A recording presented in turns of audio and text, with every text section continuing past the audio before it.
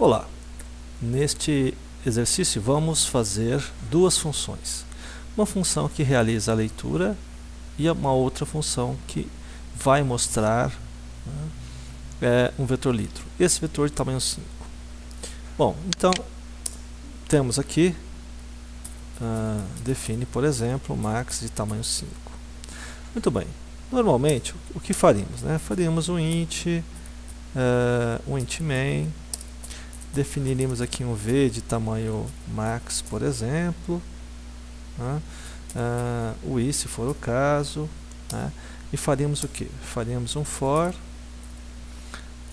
acho que nós não vamos precisar a princípio desse i, int i igual a 0, que é inicialização, ou seja, a primeira posição do vetor é 0, i menor que o max, que é o tamanho máximo do vetor, e mais, incrementamos o i.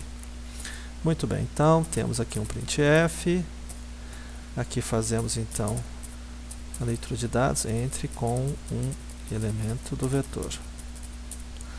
Depois fazemos um comando scanf, aonde nesse comando vamos colocar %d e comercial v de i, ou seja, aqui vamos realizar a leitura do nosso vetor. Bom, então para mostrar o vetor fazemos um for, int i igual a 0, i menor que max, i mais, e vamos colocar um printf, aonde colocaríamos então %d, espaço, vírgula, v de i, ou seja, para cada elemento do meu vetor eu tenho um %d, ok? Aí temos então o get e temos o return 0. Finalizamos. Bom, então temos um programa simples, vamos compilar, verificar se tem erros. A princípio não tem. Então vamos executar. Então vamos entrar com os elementos do vetor, por exemplo, 1, 2, 3, 4, 5. Muito bem, ele vai mostrar aí 1, 2, 3, 4, 5. Muito bem, mostrou os elementos. A gente pode inclusive colocar uma mensagem aqui, um printf com /n, mostrando o vetor lido, por exemplo. Ok? Com /n no final também. Muito bem, então só para nós observarmos aí o resultado. Então nós temos lá 1, 2, 3, 4, 5, mensagem e o vetor lido. Muito bem. Então, na verdade aqui temos o que? Temos que realizar então uma operação de tal forma que a gente vai criar uma função e essa função vai ser realizada a leitura de dados. Bom, então vamos copiar essa parte do programa aqui para cima. Vamos utilizar a palavrinha void, leitura, e vamos passar aqui os parâmetros. Bom, aqui a finalização é o fim do for, e aqui eu tenho então fim da, vamos colocar o símbolo corretamente, duas barrinhas, fim da função leitura. Muito bem. O que nós precisamos para realizar a leitura desses dados? A única coisa que nós precisamos é esse vetor v. Então, vamos definir v aqui, de tal forma que no processo de chamar essa função através do programa principal, a gente vai utilizar então como elemento de comunicação que nós chamamos de parâmetro. V é uma variável que foi definida dentro da função, e estamos utilizando o mesmo V aqui no main. Então, quando eu fizer a leitura, vou passar um parâmetro, veja, a quantidade de parâmetros tem que ser a mesma, inclusive do mesmo tipo e sempre seguindo uma mesma ordem. Ou seja, se eu definir a função aqui como sendo inteiro e depois eventualmente um outro parâmetro que seja float e etc., na hora que eu chamo através do nome da função, esse processo tem que ser o mesmo, né? Então aqui no caso eu vou passar o v como parâmetro. Então nesse caso eu estou realizando a leitura do meu vetor v. Muito bem. Eu posso então agora criar uma função mostra para mostrar o vetor, né? Então aqui eu teria um int v também, tá certo? A minha função mostra, a princípio, é essa aqui, onde eu tenho somente um comando. Vamos pegar aqui, eu tenho somente um comando, ok? Somente um comando, que é o meu comando for, e realizo a leitura dos meus elementos aqui. Então, fim da função, por exemplo, mostra. Bom, aqui eu usei leitura de v, então mostra, vamos colocar numa outra linha aqui. Então, por exemplo, mostra v. Ok? Então, na verdade, o programa é para executar da mesma forma, do mesmo jeito, né? Ele deu aí, reclamou de alguma coisa. Faltou aqui uma chave. Faltou uma chave aqui, né? Uma chave.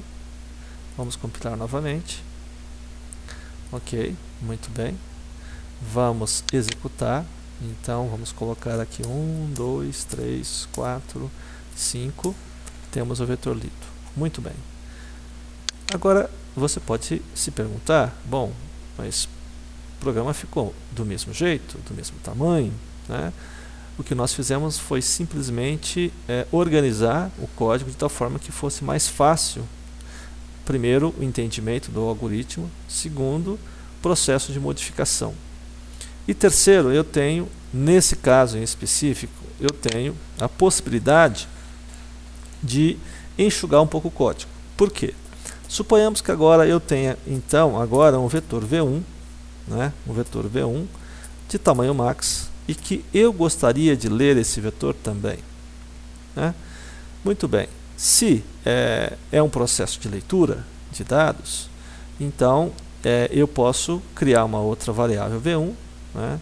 De tal forma que eu consiga, então, fazer a leitura dos dois vetores. Para que eu possa entender, eu vou colocar um comando printf aqui, né? Com /n, então vou colocar a leitura dos dados do vetor v, por exemplo, né? Vamos usar um /n aqui, ok? Vamos fazer a leitura usando a mesma função e vamos fazer a leitura usando /n,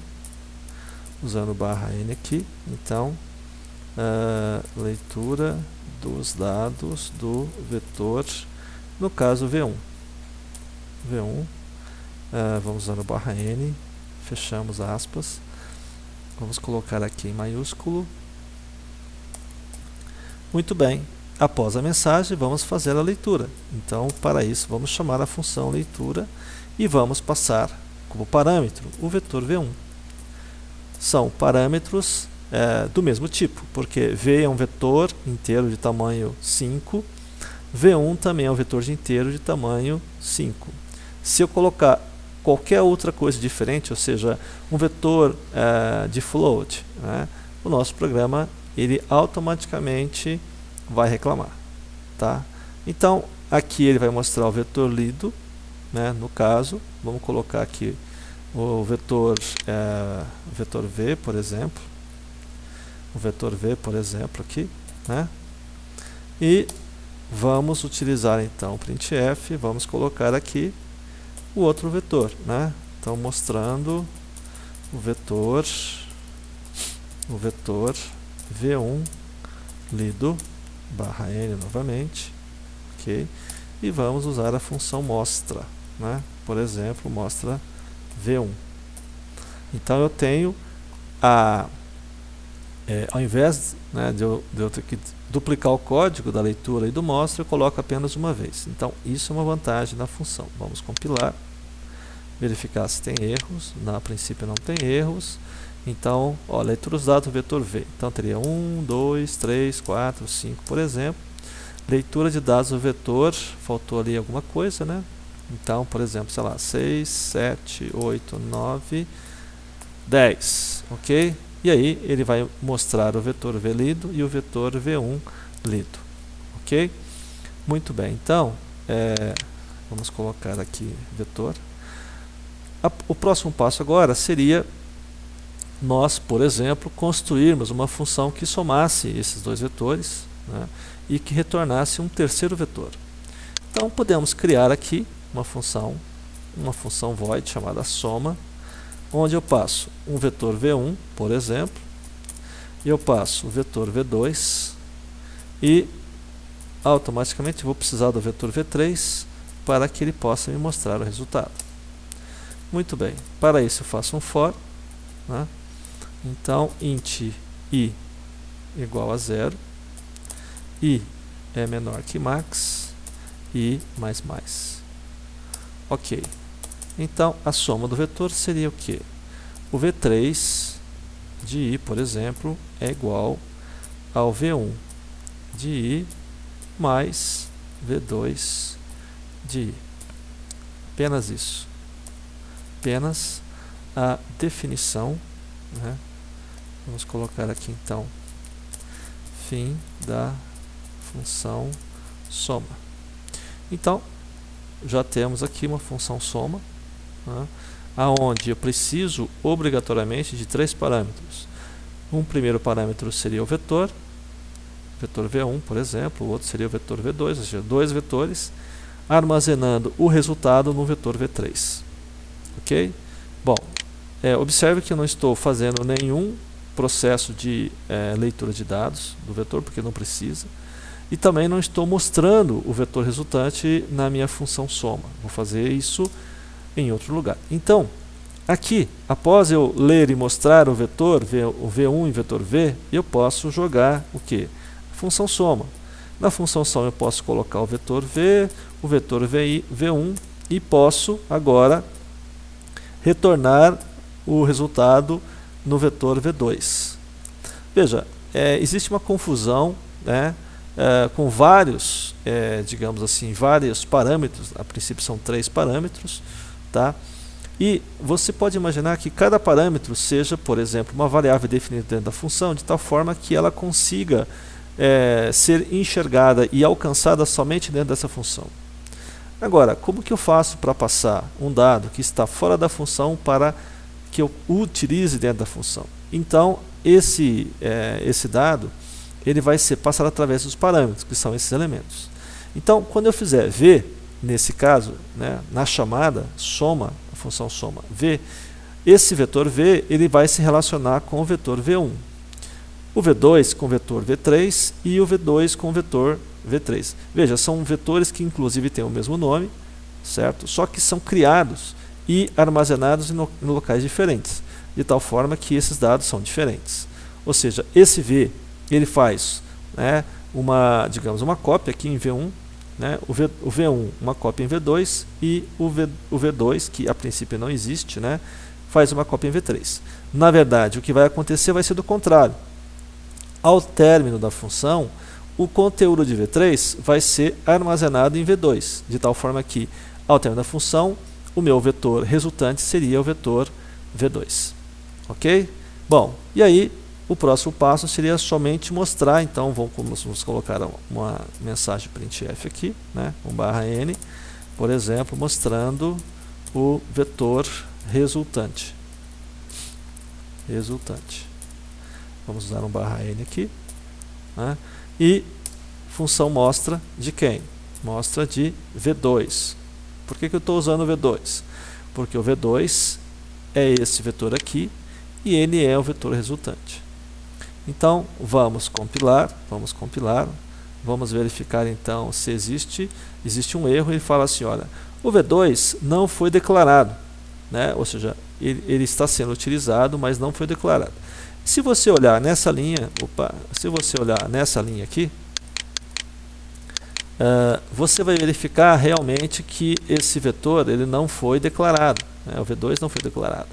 Então, precisamos declarar V2 tamanho max, que é o tamanho do mesmo vetor, e vamos compilar novamente. Então agora, a princípio, erramos aqui, não é chave, é um colchete. Compilamos novamente, está ok. Vamos executar, então V1, por exemplo, teria lá 1, 2, 3, 4, 5, por exemplo. Vamos colocar o vetor do contrário, então 5, 4, 3, 2, 1. Bom, ele vai mostrar que o vetor lido foi 1, 2, 3, 4, 5 e o vetor V1 lido foi 5, 4, 3, 2, 1. De tal forma que o vetor resultante é a soma de todos eles e o resultado é um vetor com todos os seus elementos iguais.